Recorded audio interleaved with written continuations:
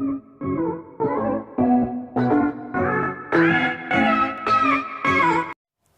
दोस्तों, कैसे हैं आप। देखिए, आज जो मैं आपके सामने क्वेश्चन पेपर लेकर आया हूँ वो यूपीपीसीएल लेखा लिपिक का क्वेश्चन पेपर है। ये कोई 9:30 से 11:30 की शिफ्ट थी, उसमें ये पेपर आया था लेखा लिपिक अकाउंटिंग क्लर्क का। तो मैंने सोचा आपके साथ शेयर कर लूँ। ये फाइनेंशियल अकाउंटिंग फर्स्ट के क्वेश्चंस पहले दिए हुए हैं उन्होंने। क्वेश्चन नंबर 1 है ₹10,000 paid in cash for a repair of newly purchased of old machine व डेबिटेड टू रिपेयर्स अकाउंट में डेबिट कर दी गई वाइल पासिंग अ रेक्टिफाइंग एंट्री। जब आप रेक्टिफाई एंट्री पास करेंगे तो क्या करेंगे। तो इसमें देखिए जो करेक्ट आंसर है वो है मशीन अकाउंट को डेबिट करना पड़ेगा और रिपेयर अकाउंट को क्रेडिट करना पड़ेगा। क्यों करना पड़ेगा फ्रेंड्स, क्योंकि रिपेयर अकाउंट को आपने पहले डेबिट कर दिया था, तो इस वजह से आपको रिपेयर अकाउंट को आप क्रेडिट और मशीन अकाउंट को जो सही अकाउंट है उसको डेबिट करना पड़ेगा फ्रेंड्स। देखिए, ये क्वेश्चन अधिकतर एग्जाम्स में पूछे ही जाते हैं, तो आप वीडियो को आखिर तक देखिए और सब्सक्राइब करके जरूर जाइएगा फ्रेंड्स। चलिए आगे पढ़ते हैं चैनल को। क्वेश्चन नंबर 2 क्या है। A bank rectification statement reconciles the bank statement with cash book. Passbook को कैश बुक के साथ करना पड़ता है रिकनसाइल। आगे देखते हैं, वीडियो को पॉज करके भी आप देख सकते हैं क्वेश्चन को सही से। To ensure that information disclosed must be creditable verifiable by independent parties, use the same method of measuring and be neutral and faithful। तो ये क्या है, reliability है इसमें friends. Correct answer. The assets which are held by an entity with the purpose of converting them into cash within a short period are called, तो इसका current assets, short period के लिए जो होते हैं वो करंट एसेट्स ही होते हैं जिसको आप कन्वर्ट कर सकते हैं इजिली कैश में। पांचवा, according to assumption it is assume that the business shall continue for a foreseeable period and there is no intention to close down. तो आप कोई बिजनेसमैन है, वो बिजनेस शुरू करता है तो वो बंद करने के उद्देश्य से नहीं करता है, ठीक है, वो चाहता है कि उसका बिजनेस चलता रहे। तो गोइंग कंसर्न कंसेप्ट इसमें राइट आंसर है। Transfer of bill of exchange in favour of another person is called endorsement कहते हैं। ये बिल्स ऑफ एक्सचेंज चैप्टर का है, ये भी आपको तैयार करना पड़ेगा चैप्टर, ठीक है। क्वेश्चन नंबर 7 देखिए, if stationery of ₹100 has been debited twice to stationery account. 2 बार कर दिया है स्टेशनरी अकाउंट में तो एरर विल बी, तो आपको एक बार जब डेबिट 2 बार कर दिया स्टेशनरी को तो एक बार क्रेडिट करना पड़ेगा स्टेशनरी अकाउंट को ₹100 से। अच्छा, question number 8 is an amount kept aside out of current earnings considered necessary to provide for all losses. अच्छा, सारे लॉसेज के लिए आप एक तरीके से प्रोविज़न बनाकर चलते हैं, ठीक है, जो कि आपको अराइज होने वाले हैं ट्रांजेक्शन्स, ठीक है, अराइज आउट ऑफ ट्रांजेक्शन्स। तो जो भी आपको लॉसेस हो सकते हैं एक्सपेक्टेड हैं उसके लिए आप प्रोविजंस बनाते हैं। Providing depreciation ensures sufficient cash for assets replacement under non inflationary condition, इसका राइट आंसर है। चूजन ऑप्शन जो है ये गलत है, करेक्ट आंसर पर ध्यान दीजिएगा। आगे देखते हैं, विच of the following is the balance sheet equation. तो एसेट्स बराबर लाइबिलिटीज प्लस कैपिटल होता है, तो करेक्ट आंसर इसका ऊपर ए वाला है। The following is not an objective of financial statement. तो इसका मिस अप्रोप्रिएट करना नहीं होता, बिजनेस एसेट्स को गलत दिखाना थोड़ी होता है। In cash basis of accounting which of the following is considered. तो इंटरेस्ट पेड इसका राइट आंसर है। As per rules of personal, personal का रूल क्या होता है, रिसीवर डेबिट गिवर क्रेडिट, तो ये होगा सी वाला answer, right. Question number 14 expenditure incurred like payment of wages for the construction of building. तो किस अकाउंट को डेबिट करेंगे, बिल्डिंग को करेंगे, एसेट को। Now question number 15 is the amount invested in an enterprise by the proprietor partner. तो capital होता है वो जो भी अमाउंट लेके आता है partner. Which does not hold good for bills of exchange. तो it is an oral order. Bills of exchange से भी बहुत सारे क्वेश्चंस पूछे जाते हैं फ्रेंड्स, तो उसको भी आप ध्यान दीजिएगा और वीडियो को स्लो करके या पॉज करके जैसे भी आपकी सहूलियत हो वैसे देख सकते हैं। बहुत सारे क्वेश्चंस हैं इसमें और इंपॉर्टेंट क्वेश्चंस हैं जो आए हुए हैं, तो वीडियो को आखिर तक ज़रूर देखिएगा और सब्सक्राइब ज़रूर कर दीजिएगा चैनल को, ताकि और वीडियोज़ लेकर आऊँ मैं आपके लिए। Bank reconciliation statement is made to know reasons for differences between the balances as per cash book और पासबुक का डिफरेंस निकालने के लिए रीजन्स वगैरह देखने पड़ते हैं इसमें, किस वजह से मिसमैच हो रहा है। अच्छा, इंटेंजिबल एसेट पूछ लिया, गुडविल है, ठीक है। कई क्वेश्चंस आपको पता होंगे और कुछ ऐसे भी होंगे जो नहीं पता होंगे। When the bills are discounted, bills of exchange का है, the discounted charges charge by the bank are drawer को डेबिट करना पड़ता है बुक्स में। ड्रॉर वो होता है जो बिल्स बनाता है, मेक करता है। If a transaction is not recorded in the books, error of omission है, आप भूल गए। अब इसमें पार्शली भी हो सकता है, कंप्लीटली ओमिशंस भी होता है, ठीक है। तो ट्रायल बैलेंस वाला चैप्टर है से है ये क्वेश्चन। डेप्रिसिएशन कैसा है, नॉन कैश है, ऑपरेटिंग एक्सपेंस है। ये कैश फ्लो स्टेटमेंट का आ गया एक तरीके से आपका क्लास 12th का। Question number 22, if the bill is not paid by the drawee on the its due date it is called, dishonour होगा फिर बिल का। बिल्कुल सही है, यहाँ पे दोस्त ने जो भाई है उन्होंने भी सही लगाया चूज एन ऑप्शन। अच्छा, question number 23, the first entry in the journal to record the closing balances of the previous year is called, इसको ओपनिंग एंट्री कहते हैं। बिल्कुल सही है, क्लोजिंग एंट्री गलत लगा रखा है इन्होंने यहाँ। Question number 24, a sale of goods to Ram for cash should be debited to, cash account में डेबिट करेंगे भाई जो भी राम को माल बेचा जा रहा है वो कैश अकाउंट में तो डेबिट किया जाएगा, और कहाँ किया जाएगा, कैश अकाउंट को ही डेबिट किया जाएगा। Which of the following is not a method to calculate depreciation under accounting standard, cost और नेट रियलाइजेबल वैल्यू, जो भी कम होती है वो ली जाती है। अच्छा, question number 26, the revenue of period match करना पड़ता है एक्सपेंसेस से, वो मैचिंग कंसेप्ट है। क्लास 11th के कंसेप्ट आपने पढ़े ही होंगे, अगर नहीं पढ़े हैं तो ज़रूर पढ़ लीजिएगा। क्वेश्चन नंबर 27 क्या है कि डेबिट और क्रेडिट बैलेंस मैच करने चाहिए, मिलाने पड़ते हैं ना, ताकि अर्थमेटिकल एक्यूरेसी पता चले बुक्स की, वो ट्रायल बैलेंस के जरिए पता चलती है आपकी। अच्छा, आगे क्या है, according to revenue recognition principle के ज़रिए आप रेवेन्यू को क्या करते हैं, revenue is consider to have been realise करते हैं when transaction has been entered into, या जब ट्रांजैक्शन हुआ and the obligation to receive the amount is established. अच्छे क्वेश्चन हैं फ्रेंड्स ये। Question number 29, the total of purchase book is posted to purchase account में ही करेंगे, और किस अकाउंट, सेल्स वगैरह में तो करेंगे नहीं। अच्छा, इसमें दूसरा है फाइनेंशियल अकाउंटिंग सेकंड से भी आते हैं लेखा लिपिक में।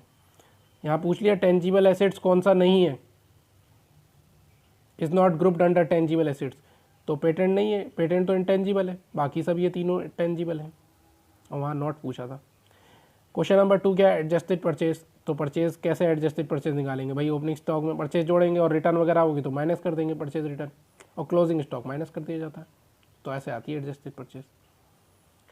विच one of the following is not the example of capital expenditure, तो cost of annual taxes and insurance paid on motor vehicles, ये इसका राइट आंसर है। अच्छा, in accounting system an object designed to extract data from one or more tables is called query. हाँ, data को extract करना कुछ तो एक या दो टेबल से या ज़्यादा से, तो क्वेरी से जरिए ही, या कुछ कॉम्प्लेक्स वगैरह आपको प्रॉब्लम निकालनी है, उसमें सॉर्ट आउट करनी है, तो क्वेरी का यूज़ कर सकते हैं। पुटिंग अकाउंट्स, ये डाटाबेस से था क्वेरी वाला ना। Putting accounts heads like salaries, wages, staff, welfare, other similar accounts under establishment expense, ये ग्रुपिंग ऑफ अकाउंट्स का एग्जांपल है। सबको आपको ग्रुप करना पड़ेगा जो एक जैसे हैं, एस्टेब्लिशमेंट एक्सपेंसेस हैं सब, सैलरी, वेजेस वगैरह। अच्छा, ये if salary is paid for the year is ₹50,000 and outstanding salaries at the end year 10,000, तो सैलरी एक्सपेंस कहाँ डेबिट करेंगे, प्रॉफिट एंड लॉस अकाउंट में, और कितने से करेंगे भाई, 50,000 और प्लस 10,000 की आउटस्टैंडिंग जोड़ लेंगे, तो आगे सैलरी एक्सपेंस 60,000 रुपये का। अच्छा, ये आगे क्या दिया हुआ है, question number 7 refers to the processing of accounting transactions through the use of hardware software, तो कंप्यूटराइज अकाउंटिंग सिस्टम। अच्छा, कंप्यूटर से भी क्वेश्चन आए हुए हैं फ्रेंड्स इसमें, और आपके लेखा लिपिक में भी कंप्यूटर से क्वेश्चन आएंगे यूपीपीसीएल में, तो ये भी देख लीजिएगा। Under single entry system which of the following accounting prepared, cash book prepare की जाती थी, पहले सिंगल एंट्री सिस्टम ही चलता था, बाद में डबल एंट्री हुआ। Choose the correct chronological order of ascertainment of the following profits from the profit and loss account, GP, operating profit, net profit, ये सब क्या है, प्रॉफिट एंड लॉस अकाउंट में ही तो असर्टेन निकाले जाते हैं, पहले ट्रेडिंग में जीपी निकालते हैं, फिर net profit, profit and loss account में।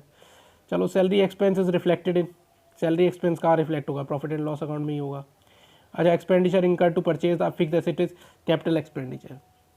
वीडियो पसंद आ रही हो तो फ्रेंड्स ज़रूर लाइक कर दीजिएगा और चैनल को सब्सक्राइब ज़रूर कर दीजिएगा। मेरे पास और भी जितना भी आएगा क्वेश्चन पेपर मैं ज़रूर शेयर करूँगा आप लोगों के साथ। विच of the following stands on the liability side of balance sheet, outstanding salary, इसका राइट आंसर है फ्रेंड्स आउटस्टैंडिंग सैलरी। जो भी आउटस्टैंडिंग वर्ड होता है ना वो लाइबिलिटी ही होता है। अच्छा, विच of the following process is carried out manually even in computerised accounting system. तो आइडेंटिफाइंग फाइनेंशियल ट्रांजैक्शंस इसका राइट आंसर है। क्वेश्चन नंबर 14, अच्छा कंटिंजेंट लाइबिलिटी बैलेंस शीट में नहीं दिखाई जाती, वो नीचे ही दिखाई जाती है एक नोट डाल के। Is also known as position statement, balance sheet होती है, पोजीशन पता चलती है फाइनेंशियल पोजीशन आपके बिजनेस की। MIS क्या होता है, stands for management information system कहते हैं इसको। Is not a component of hardware, तो ह्यूमन वेयर कंपोनेंट नहीं है हार्डवेयर का। बाकी मॉनिटर प्रिंटर ये तो सभी को पता होगा, कीबोर्ड हार्डवेयर के कंपोनेंट्स है। विच of the following account is credited in profit and loss account, तो इंटरेस्ट रिसीव्ड ऑन इन्वेस्टमेंट जो है वो आप कहाँ क्रेडिट करेंगे, प्रॉफिट एंड लॉस अकाउंट में क्रेडिट करेंगे, ठीक है, क्योंकि आप इंटरेस्ट रिसीव कर रहे हैं। बाकी सब में देखिए पेड दिया हुआ है, इन्होंने सेल्स रिटर्न सेलेक्ट कर दिया है, गलत किया। अच्छा question number 19, under single entry system the formula use to determine the capital is, तो कैपिटल बराबर वही अकाउंटिंग इक्वेशन है, उसी को लॉट फेयर कर दिया हुआ है, पहले भी पूछा गया था एक क्वेश्चन, ठीक है। तो एसेट्स बराबर लाइबिलिटी प्लस कैपिटल होता है। अब लाइबिलिटी इस साइड आ गई, एसेट साइड तो माइनस हो गई। अच्छा ये क्या है, द बैलेंसिंग और total debtors account shows credit sales show करते हैं, उधार माल बेचते हैं तभी तो डेटर्स होते हैं। ensures the accuracy and reliability of input data by comparing the same with some predetermined standards or known data, data validation है इसका right answer। the debentures which are not repayable by the company during its lifetime is called perpetual debentures कहते हैं। ये देखिए NPO वगैरह से, ये part NPO वगैरह का है, पार्टनरशिप का, कंपनीज का, तो इससे क्वेश्चंस आए हुए हैं इसमें लेखा लिपिक में। यानी आपके पूरी क्लास 11th और क्लास 12th का सिलेबस होता है, उससे रिलेटेड क्वेश्चंस आएंगे आपके पास। यहाँ पे पूछ लिया कि XYZ पार्टनर से 2:1 एडमिट कर लिया Z को 1/4 शेयर के लिए, तो बताओ नया प्रॉफिट शेयरिंग रेशियो, तो बता सकते हैं आप, कोई दिक्कत नहीं है। अगर नहीं आपको कुछ दिक्कत आती है तो मुझे कमेंट सेक्शन में लिख दीजिएगा, मैं सॉल्व करके दे दूँगा। ये देख लीजिए लिमिटेड कंपनी है, ठीक है, शेयर्स एंड डिबेंचर्स का क्वेश्चन है ये, ठीक है। तो इसमें 30 अप्रैल होता है, टाइमिंग 30 अप्रैल 2020 है, देख लीजिएगा। अगर कोई आपको क्वेश्चन नहीं कर पाए, आप किसी वजह से कोई डाउट है तो पूछ सकते हैं आप। Total assets minus total liability बराबर कैपिटल फंड, ये तो वही तीसरा क्वेश्चन आया है फ्रेंड्स लगातार अकाउंटिंग इक्वेशन का।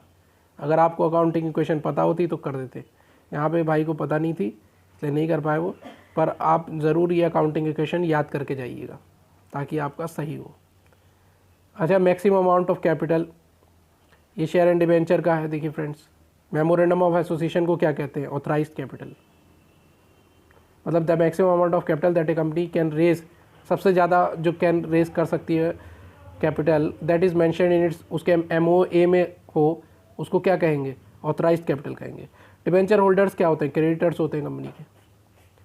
Portion of the capital which can be called up only on the winding of the company, जब आप बंद करेंगे कंपनी को, समापन करेंगे अपनी कंपनी का, तो रिजर्व कैपिटल को आपको कॉल्ड करना पड़ेगा, कॉल्ड अप करना पड़ेगा। अच्छा is usually not main source of income for NPO, sale of goods जो है वो मेन सोर्स नहीं है NPO का। NPO क्या है, सोसाइटी के वेलफेयर के लिए होती है, सामान वामान बेचने का नहीं होता इसमें। सुपर प्रॉफिट मेथड क्या है, गुडविल से बिलोंग करता है, ये तो इजी क्वेश्चन था आपका। सुपर प्रॉफिट मेथड वेटेड आता है, और कैपिटलाइजेशन मेथड होता है, एवरेज मेथड होता है, ये सब आपके मेथड्स आपको पता होने चाहिए। क्लास 12th का चैप्टर है, चैप्टर 3, ज़रूर देख लीजिएगा। अगर कोई भी डाउट है आपको किसी भी क्वेश्चन में, आप बेझिझक होकर कमेंट सेक्शन में लिख दीजिएगा, मैं उससे रिलेटेड वीडियो बना के आपको पोस्ट कर दूंगा। Now question number 10, the minimum number partners कितने होते हैं, 2 होते हैं, पता होना चाहिए पार्टनरशिप में। अच्छा life membership fees, out of the following items which are not shown as the receipts and payment account, life membership fees है इसका राइट आंसर, ठीक है। अच्छा उसके बाद क्या है, is not a method to value goodwill, sum of the digits method, ये मैं कोई मेथड ही नहीं होता। अभी पीछे ही बताया था मैंने कि capitalisation, super profit, average profit, ये मेथड्स होते हैं गुडविल के। Sum of the digit method कोई मेथड नहीं है दूर दूर तक। The account to be credited when the calls are received in advance, calls in advance कहेंगे, वो तो ऊपर ही आ गया क्वेश्चन में ही, ठीक है, ये तो सही सेलेक्ट करना चाहिए था। आगे क्या है, question number 14 on admission of new partner. Partners को एडमिट करते हैं तो सारे एसेट्स और लाइबिलिटीज़ वगैरह का सब रिवैल्यूएशन करना पड़ता है, तो रिवैल्यूएशन इसका राइट आंसर है। अच्छा, in case of fix capital method in partnership which of the following is reflected in partners capital account. तो आप इंट्रोड्यूस करेंगे फ्रेश कैपिटल को, एडिशनल कैपिटल को इंट्रोड्यूस की करना ही होता है इसमें, ये राइट आंसर है। ठीक है,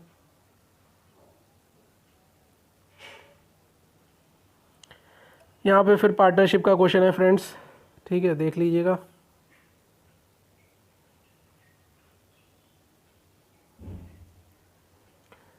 अगर आपको ये क्वेश्चन नहीं समझ में आए कोई भी कैलकुलेशन वाले, तो आप बेझिझक होकर कमेंट सेक्शन में बता सकते हैं मुझे।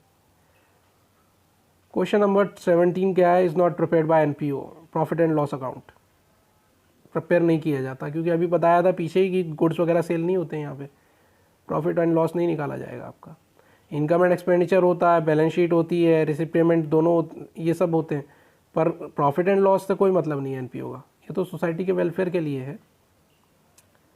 In case of retirement of partners the ratio in which continuing partners have acquired the share from the retiring partner. हाँ, तो ये तो गेनिंग रेशियो हो गया इसका।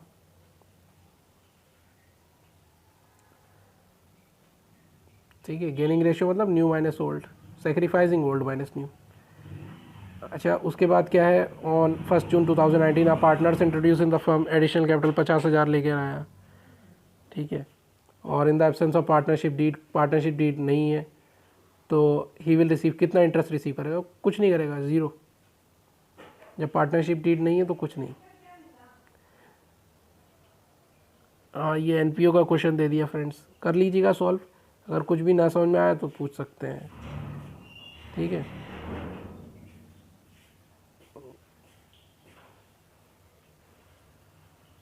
क्वेश्चन नंबर 21 दे दिया, इसका राइट आंसर ये है। अगर आपको कुछ भी समझ में नहीं आता है किसी क्वेश्चन में, आपको पूछना है डाउट, तो आप भेजी जगह को पूछ सकते हैं। क्वेश्चन नंबर 22 दे दिया, मैक्सिमम नंबर कितने होते हैं पार्टनरशिप फर्म में, तो 50 होते हैं। ये देखिए, डेबिटेड टू रिवैल्यूएशन अकाउंट इसका राइट आंसर है। Security premium can be utilised to write off the preliminary expenses. Income and expenditure also reception payment में, दोनों साइड में, दोनों तरफ होता है ये, इनकम में आता है और इधर रिसिप्ट साइड में आता है, सब्सक्रिप्शन इनकम। ये क्या है, प्रॉफिट और लॉस जो भी होगा रिवैल्यूएशन अकाउंट का, वो ट्रांसफ़र होगा कैपिटल ओल्ड पार्टनर्स में, ओल्ड पीएसआर में। Discount on issue of debentures accounts can be written off against security premium reserve. Which of the following is prepared on cash basis, receipt and payment ही बनता है, जो भी cash आया और जो भी कैश गया, पेमेंट कितना हुआ, रिसिप्ट कितनी हुई, एनपीओ का है ये। फिर आगे आपका फाइनेंशियल स्टेटमेंट एनालिसिस से, working capital is the current assets में से करंट लाइबिलिटी माइनस कर दी जाती है। आराम से स्लो करके भी देख सकते हैं वीडियो को, अगर आपको कुछ भी क्वेश्चन रोक कर देखना है तो पॉज कर लीजिएगा, स्क्रीनशॉट वगैरह ले सकते हैं। While preparing a cash flow statement, increase in the balance of security premium reserve will be treated as cash flow from financing activities. हाँ, तो security premium reserve, share, debenture वगैरह जो भी होता है वो फाइनेंसिंग एक्टिविटीज़ में ही आता है। Inventory turnover ratio, stock turnover ratio क्या होता है, cost of goods sold upon average stock, या cost of revenue from operation दे रखा, सही है, उसको कॉस्ट ऑफ गुड्स सोल्ड कहते हैं, और अपॉन एवरेज इन्वेंट्री या एवरेज स्टॉक। ठीक है, ये रेशियो एनालिसिस का क्वेश्चन है आपका क्लास 12th का। ये क्या, which financial statement analysis tool gives the analysis of actual movement of cash. हाँ, कितना कैश आ रहा है, कितना कैश जा रहा है, इनफ्लो और आउटफ्लो देखते हैं, वो कैश फ्लो एनालिसिस में ही देखते हैं। अच्छा, ये क्या है, विच calculating while calculating cash flow from operating which of the following will be edited by to net profit। net profit में क्या जुड़ेगा, creditors जो भी इंक्रीज होंगे, सही है, increase in creditors। which of the following is an example of cash flow from operating activities, purchase of inventory for cash। अच्छा friends, अगर वीडियो पसंद अगर आ रही हो तो लाइक ज़रूर कर देना और चैनल को सब्सक्राइब करके ज़रूर जाना फ्रेंड्स। और भी पेपर्स हैं मेरे पास, आएंगे, अगर आएंगे भी और भी आएंगे तो मैं आपको ज़रूर शेयर करूंगा आपके साथ। ये क्वेश्चन सॉल्व कर लीजिएगा। कोई क्वेश्चन अगर आपसे नहीं होता है किसी वजह से तो आप मुझसे पूछ सकते हैं, जो भी न्यूमेरिकल क्वेश्चन हैं पहले आप खुद सॉल्व करके देखिएगा, अगर नहीं आते हैं तो आप मुझसे पूछ सकते हैं। रेशियो का दे दिया है। Calls in advance appears in A company balance sheet under current liability. Advance में कॉल करेंगे तो करंट लायबिलिटी बनेगी आप। ये कॉमन साइज स्टेटमेंट का है क्वेश्चन। स्क्रीनशॉट ले लीजिएगा जो भी क्वेश्चन अच्छे लगें, और वीडियो को पूरी देखिए बार बार देख सकते हैं। Debit equity ratio long term डेप्ट सुपर आती हैं, या डेप्ट लिखा जाता है केवल डेप्ट अपॉन इक्विटी, तो डेप्ट का मतलब लॉन्ग टर्म डेप्ट से ही होता है, और इक्विटी का शेयर होल्डर फंड से। ये कंप्यूटर से रिलेटेड क्वेश्चंस है कुछ जो कि आपके आने ही हैं, कंप्यूटर के क्वेश्चंस भी, ठीक है। तो ज़रूर इसको अच्छे से देख लीजिएगा। Database is simply an organised collection of data. एक वीडियो पहले भी बना रखी है मैंने, वो भी आप देख सकते हैं। By default how many blank worksheets are shown when a new workbook is created. 3 होती है डिफ़ॉल्ट, बाय डिफ़ॉल्ट एक्सेल में। ये भी कंप्यूटर का ही है।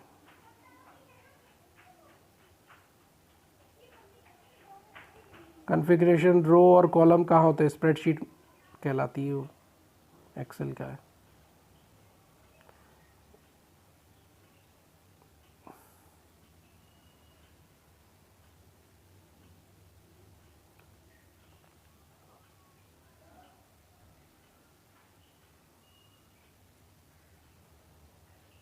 क्वेश्चंस अच्छे दिए हुए हैं लास्ट में, इनको आप पॉज करके अच्छे से देख सकते हैं, स्क्रीनशॉट वगैरह लेके ले सकते हैं इसका स्क्रीनशॉट।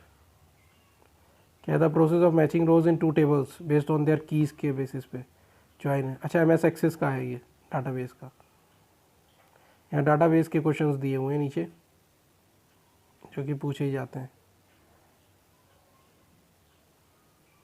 एस्ट्रिक वाला पूछ लिया है कि एस्ट्रिक क्या रिप्रेजेंट करता है, मल्टीप्लिकेशन करता है, तो बहुतों को पता होगा। An object which is design to print information from the database on to screen और प्रिंटर इज कॉल्ड रिपोर्ट्स। तो इस चैनल फर्स्ट चॉइस अड्डा को ज़रूर सब्सक्राइब कर लीजिएगा फ्रेंड्स, ठीक है। मिलते हैं नेक्स्ट वीडियो में, तब तक के लिए बाय।